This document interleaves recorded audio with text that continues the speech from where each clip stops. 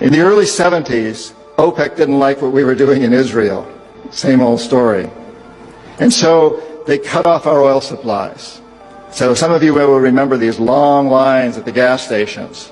And we feared we were going to have another depression like the 1929 depression. And so the U.S. Treasury Department came to me and other economic hitmen and said, listen, we can't allow OPEC to blackmail us anymore. You guys got to come up with a plan so this will never happen again. We knew that that plan had to involve Saudi Arabia because it had more oil than anybody else. And it also, the House of Saud, the royal family, was corrupt and corruptible. The long version is explained in the book, but the short version of what we did, the deal we finally struck with the House of Saud, was a deal whereby they would return almost all the money they made from selling oil to the United States, invested in U.S. government securities. The U.S. Treasury Department would use the interest from those securities, which over the years has amounted to trillions of dollars, to hire U.S. companies to westernize Saudi Arabia, build petrochemical complexes, desalinization plants, whole cities out of the desert, McDonald's and all the other things that go along with our Western culture. The House of Saud would also agree to keep the price of oil within limits acceptable to the oil companies, possibly not acceptable to you and me, but acceptable to the oil companies. And this is very, very important. They agreed that they would never, ever sell oil for anything other than U.S. dollars. This happened in the early 70s, right after we'd gone off the gold standard because we were bankrupt, because we could not pay off our debts to European countries in gold. Nixon took us off the gold standard. And then we were stuck with a situation as why will anybody in the world use dollars?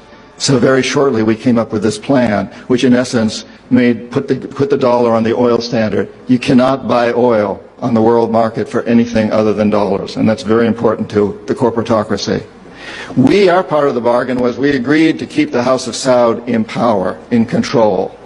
It was an amazing deal, the deal of the century. It was history-making. The corporatocracy looked at this as an incredible success.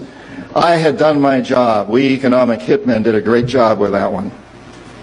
So we decided that Saddam Hussein ought to accept something very similar. Now, probably a lot of you know that Saddam has been our boy for a very, very long time. You may remember Abdul Karim Qasim, who was president of Iraq in the early 60s. Qasim came up with a unique concept.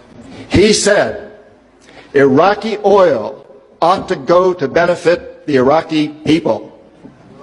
How novel is that?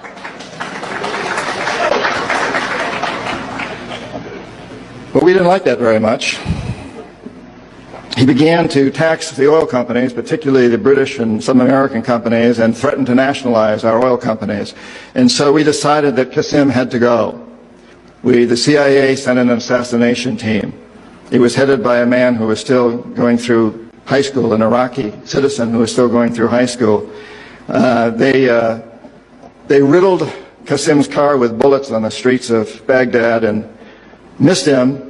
The head of this assassination team was wounded and fled to Syria. His name was Saddam Hussein. He was a CIA agent in those days, an assassin for us. He failed. And so the CIA went directly, and this is all history, I'm not creating this. CIA went in and had Qasim publicly executed on Iraqi television. They put Saddam's cousin in charge. He became president of Iraq, and Saddam became vice president in charge of security. Eventually, as you know, he became president. He was our boy. He was our man. And in the 1980s, we decided that Saddam Hussein ought to accept something similar to Saudi Arabia. Such a successful deal. Because after all, what we want to do is control the Middle East and control the oil in the Middle East. For those of you who think that Israel is about creating a homeland for the Jewish people, you're as deceived as most of them are. It's partly about that, perhaps, but what it's really about is creating a surrogate fortress in the middle of the Middle East. The Israelis are being used as pawns. They're being used like old armies used to use sheep that ran before the armies. There are surrogates. And their leadership knows that. Most Israelis probably don't. They think they're creating a homeland. But it's a very, very sad situation of what's going on there. And of course, the Lebanese and the Palestinians are caught in the middle of this. And Iraq is part of that too. We have to remember that Middle Eastern oil is the oil that's used by a great deal of Europe and China and Japan. If we control Middle Eastern oil, we control our biggest potential competitors, Japan, China, Europe. So in the 80s, we decided that Saddam ought to accept the same sort of deal that the Saudis had accepted. The economic hitmen went in and did their job on him, but he wouldn't buy. He'd been our man, but he wouldn't buy. If he had, he'd still be president of Iraq, and we'd be selling him all the tanks and fighter jets and all the chemical plants he wants. But he wouldn't buy. So we sent in the jackals. They couldn't take him out.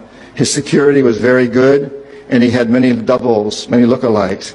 Saddam had been our man. He had been our assassin. He knew our ways. So we couldn't take him out.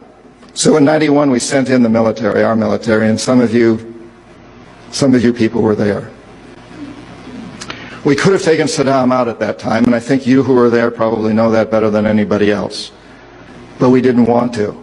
Saddam was the type of man the corporatocracy likes. The strong man, could keep his people under control.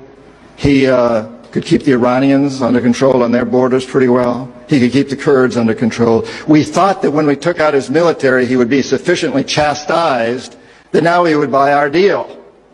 So the economic hitmen went back to work on him in the 90s. Couldn't bring him around again, though. Again, if they had, he'd still be there. The assassins couldn't take him out again.